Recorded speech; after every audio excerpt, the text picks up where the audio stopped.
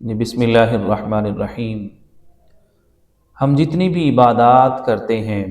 نماز ہے، روزہ ہے، حج ہے، زکوٰۃ ہے،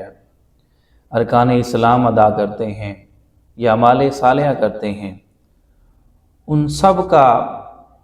جو جوہر ہے اور مغز ہے وہ کوئی اور نہیں، وہ دعا ہے۔ ہم نماز پڑھتے ہیں تو بعد میں دعا کرتے ہیں، ہم روزہ رکھتے ہیں تو بعد میں دعا کرتے ہیں، حج کرتے ہیں تو بعد میں گڑ گڑا کر دعائیں کرتے ہیں۔ جو بھی حسن عمل کرتے ہیں یا کوئی بھی رکن اسلام کا ادا کرتے ہیں یا کوئی نیکی کا کام کرتے ہیں تو اس کے بعد اللہ کی بارگاہ میں ہاتھ اٹھاتے ہیں۔ حضور نبی رحمت صلی اللہ تعالیٰ علیہ وآلہ وسلم نے فرمایا کہ دعا جو ہے یہ عبادت کا مغز ہے۔ اس حدیث کو حضرت انس رضی اللہ تعالیٰ عنہ نے روایت کیا کہ حضور نے فرمایا کہ الدعاء مخ العبادہ، کہ دعا جو ہے یہ عبادت کا مغز ہے، عبادت کا جوہر ہے۔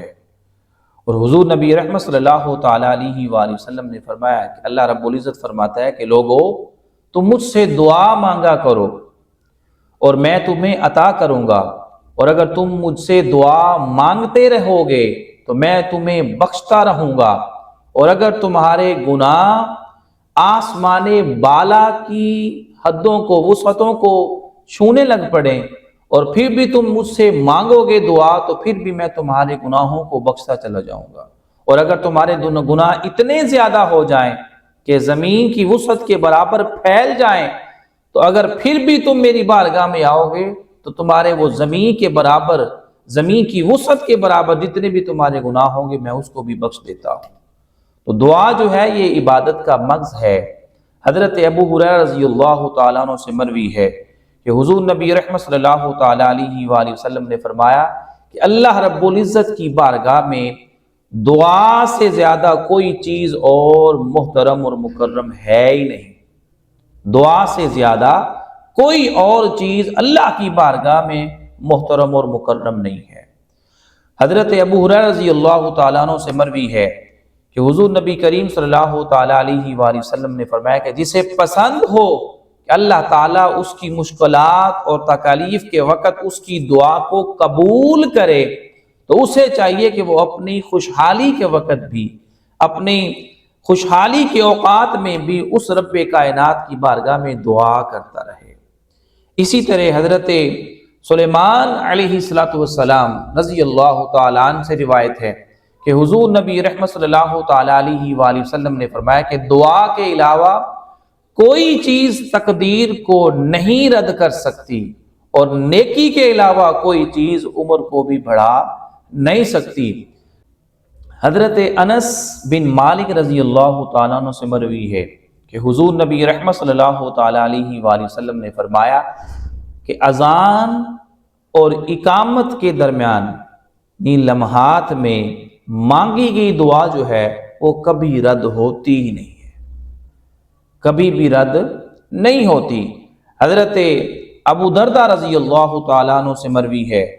کہ حضور نبی کریم صلی اللہ تعالیٰ علیہ وآلہ وسلم نے فرمایا کہ جب کوئی مسلمان اپنے دوسرے مسلمان بھائی کے لیے اس کی عدم موجودگی میں اس کے لیے دعا کے لیے ہاتھ اٹھاتا ہے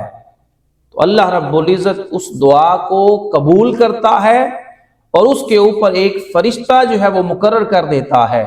اور وہ فرشتہ اس دعا کرنے والے کو مخاطب کر کے فرماتا ہے کہ تیرے لیے بھی ایسا ہو کہ جس طرح تو نے اس کی عدم موجودگی میں تو نے غائبانہ اس کے لیے دعا کی ہے، بخشش کی ہے، بخشش مانگی ہے اور دعا کی ہے، اللہ تیرے لیے بھی ایسا کر دے۔ اسی طرح حضرت ام دردہ رضی اللہ تعالیٰ عنہا سے مروی ہے، وہ بھی اسی طرح فرماتی ہیں کہ حضور نبی رحمت صلی اللہ تعالیٰ علیہ وآلہ وسلم نے فرمایا کہ جب کوئی مسلمان بھائی کسی دوسرے مسلمان بھائی کے لیے اس کی عدم موجودگی میں، اس کی غیر موجودگی میں، اس کے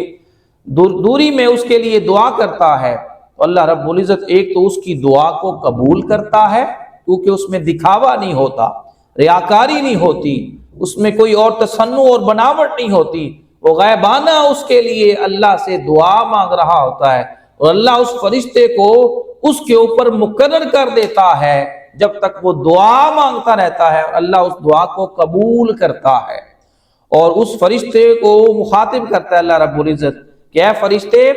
تو بھی اسے فرما دے کہ جو عمل تو اپنے مسلمان بھائی کے لیے کر رہا ہے اللہ تیرے لیے بھی ایسا عمل کرے، یعنی کہ اگر اس کے لیے بخشش مانگ رہے ہو تو اللہ رب العزت تمہارے لیے بھی بخشش کا دروازہ کھول دیتا ہے۔ حضور نبی رحمت صلی اللہ تعالی علیہ وآلہ وسلم نے فرمایا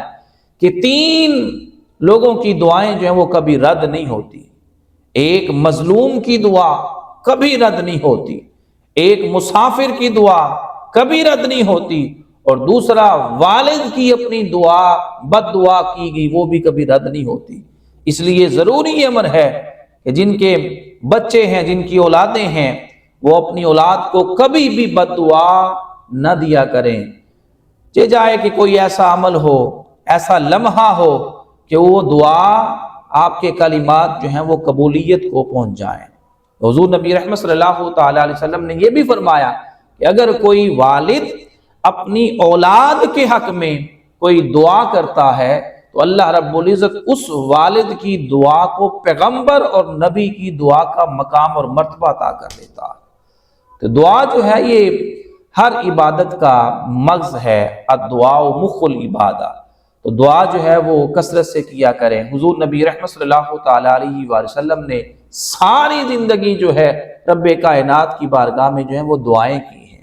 اور دعائیں کرتے رہے ہیں۔ آپ جس مقام پہ بھی حضور کو دیکھ لیں، حضور اللہ سے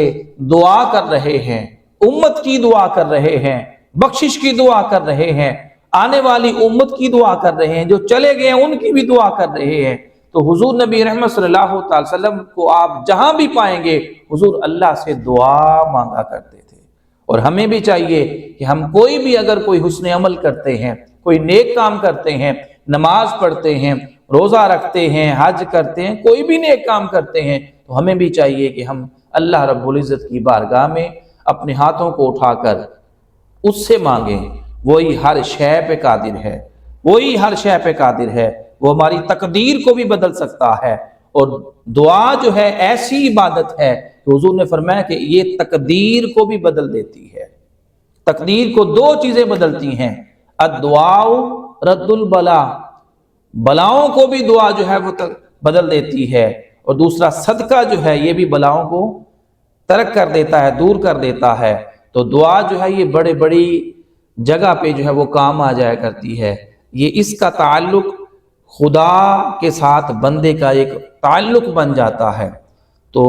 اس تعلق کو اپنانا چاہیے اور دعاؤں کی کثرت کرنی چاہیے۔ اللہ رب العزت ہم سب کو اس پہ عمل کرنے کی توفیق عطا فرمائے۔